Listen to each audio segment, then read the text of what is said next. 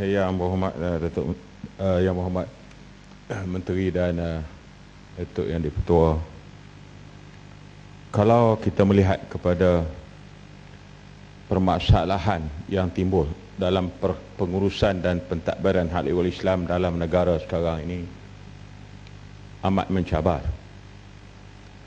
Saya bukan menafikan dari segi kemampuan yang sedia ada, tetapi yang penting di situ ialah bagaimana harus kita mempersiapkan supaya pentadbiran pengurusan Islam ni lebih mantap, dapat kita uruskan di bawah satu bumbung, tanpa kita menafikan masalah-masalah yang ada di negeri-negeri dengan kuasa yang ada di negeri-negeri. Kerana kita melihat sekarang tadi dalam masalah fatwa, sekarang fatwa ni walaupun dari segi organisasi, dari segi kedudukan yang telah sama kita faham, itu adalah yang dari segi yang ada, tetapi dari segi yang berlaku dalam masyarakat, dari segi berlaku dari sudut kedudukan yang sebenar, dia tidak sebagaimana yang kita urus. Kerana seolah-olah dipahami bahawa fatwa itu telah tidak ada otoriti dan fatwa ini dikeluar oleh sesiapa. Begitu juga kita sekarang ini masuk aliman-aliman yang berbagai yang boleh mencubit dan menjejaskan akidah umat Islam. Walaupun kita akui sebenarnya ada pembawaan-pembawaan yang insya-Allah tidak menyimpang daripada landasan Islam yang berlaku di luar negara, tetapi dalam konteks kita di Malaysia yang kita berpegang kepada ahli sunnah wal jamaah, ini telah di-enactmentkan di semua negeri, tanpa kita menafikan benda itu boleh berlaku di tempat lain, dan kita tidak menafikan bahawa mereka adalah di atas landasan ajaran Islam. Tapi dalam konteks lain di Malaysia ini sendiri, bahawa kita tak perlu elemen-elemen atau pahaman-pahaman lain dibawa masuk yang bercanggah atau seolah kita against dengan amalan ahli sunnah wal jamaah dalam negara misalnya. Jadi sebenarnya kita ada perkara yang lebih jauh daripada itu. Mesej kita nak jaga masalah perpaduan ummah, kita nak jaga masalah survival ummah di tempat kita yang jumlahnya cukup kecil berbanding dengan setengah-setengah negara luar. Ini maknanya benda-benda ni harus diuruskan. Sebab bagi saya nampak, walaupun boleh jadilah saya ada lama sikit dengan JAKIM nak banding dengan Yang Berhormat Menteri, tapi maknanya perkembangan itu begitu mencabar. Contoh, kita katakan bahawa kalau kita wujudkan suatu kementerian, kalau katalah Kementerian Hal Ehwal Islam, kita akan diterajui oleh Ketua Setiausaha Kementerian, dan di bawah itu sendiri kita akan wujudkan berbagai lagi dalam organisasi yang akan dibantu oleh timbalan Ketua Setiausaha, timbalan Ketua Setiausaha.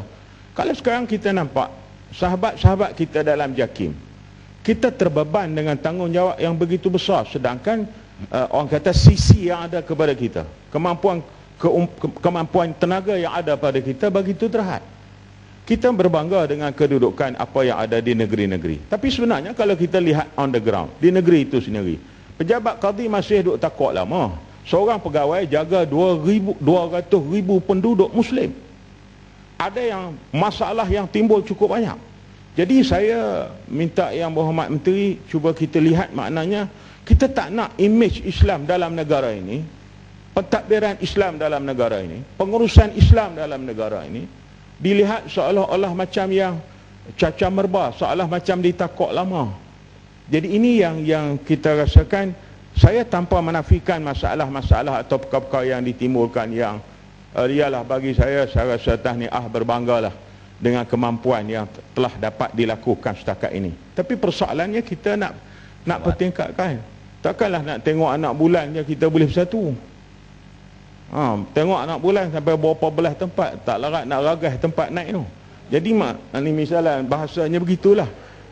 Kita malu sampai zakat fitrah terpaksa negeri buat keluar masing-masing. Selangor ni dia harga dia, Kedah ini dia harga dia, Pahang ini harga dia, apa Johor ini. Benda yang kecil begitu kita dah nampak tak diurus secara yang begitu cekap, secara yang efisien. Dan itu yang sebenarnya yang saya timbul.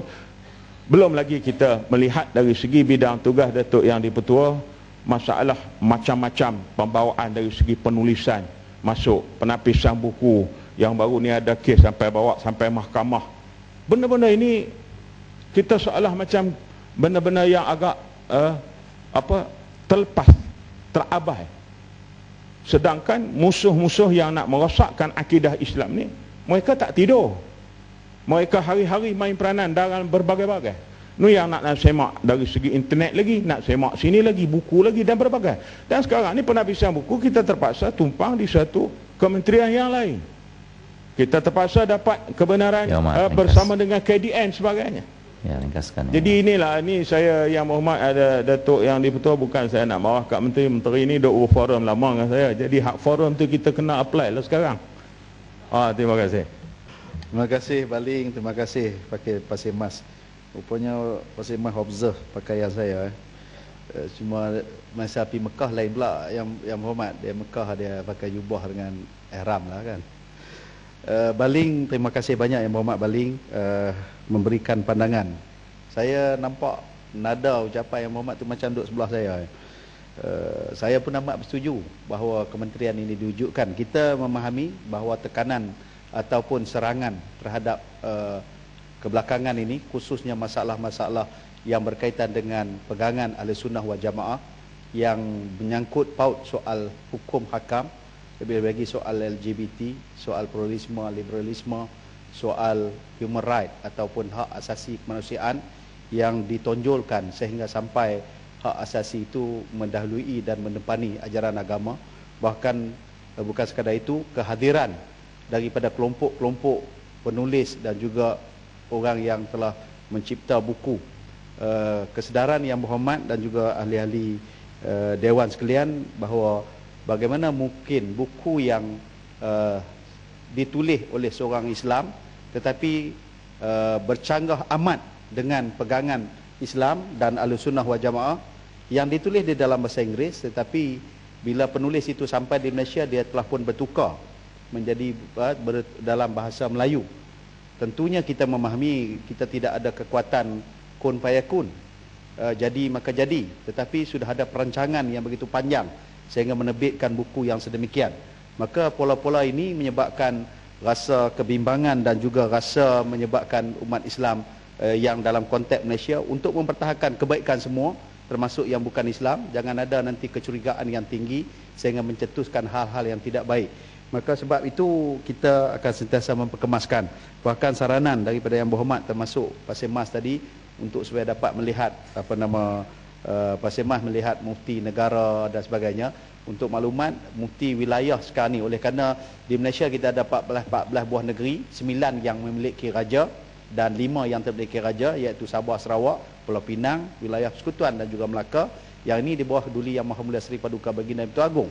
Jadi dilantik oleh Duli Yang Maha Mulia Seri Paduka Baginda Agung di wilayah kita telah memberikan, walaupun peringkat permulaan, tapi alhamdulillah pihak kerajaan telah meluluskan melalui JPA kelulusan untuk KUP Jusa B, khas untuk penyandang, personal to holder untuk mufti wilayah pada bayaran gajinya, tangga gajinya Jusa B. Begitu juga kerajaan telah mencadangkan kepada mesyuarat MKI, Majlis Kebangsaan Islam, supaya mufti-mufti di seluruh negeri diberikan taraf kedudukan bersama taraf di sudut perk ataupun dia punya menikmati skala gaji dan kemudahan sebagaimana yang dinikmati oleh esko-esko negeri dan sebagainya.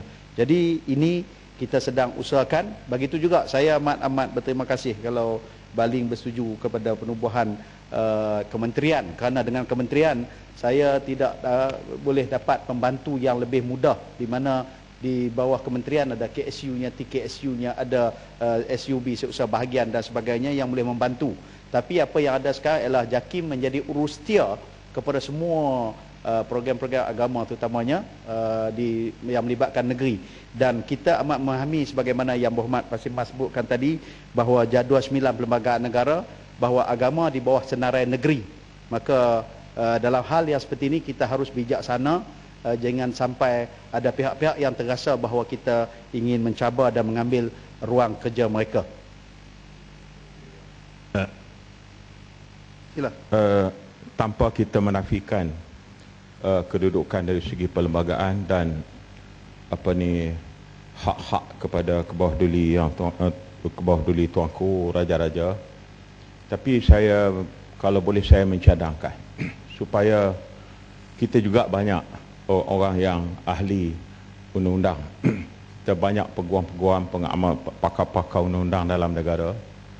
Kita cadangkan, makna kita adakan suatu orang kata apa ni, pertemuan untuk kita dapat input mana yang boleh, laluan yang kita boleh lakukan, dan memudahkan untuk pihak JAKIM yang ada sekarang ini untuk menjadi urus dia kepada persoalan ini, dan kita boleh buat cabinet paper ataupun sebagainya. Sama ada cabinet paper itu untuk nak dibawa kepada pihak kabinet, ataupun juga untuk kelulusan lebih awal daripada pihak raja-raja. Dan saya yakin dengan sepenuh hati bahawa duli-duli yang maha mulia tuanku-tuanku tidaklah menjadi suatu berhalangan sangat, kerana sebenarnya duli-duli tuanku ini sendiri, kalau kita memberi taklimat atau memberi kepada duli memahami hakikat kedudukan sebenar, maka kita yakin penubuhan majlis kebangsaan hal ehwal Islam dulu pun di atas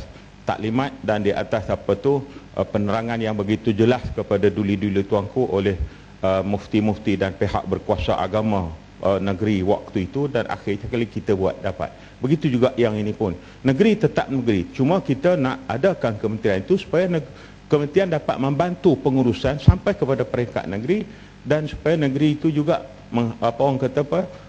duduk dalam keadaan yang seimbang dengan jabatan-jabatan lain di negeri-negeri dalam hal-hal urusan agama. Jadi kita tak nak bahawa pengurusan Islam macam disebutkan tadi ini seolah macam melepas batuk di tangga, macam terpinggir dan sebagainya begitu. Itulah terima kasih Yang Berhormat Menteri. Datuk Yang Pertua, terima kasih kepada pandangan dan juga saranan. Saya mengambil perhatianlah pandangan yang diberikan oleh Baling. Masih ada masa lagi ya Datuk Yang Pertua? Dah hampir 2 jam.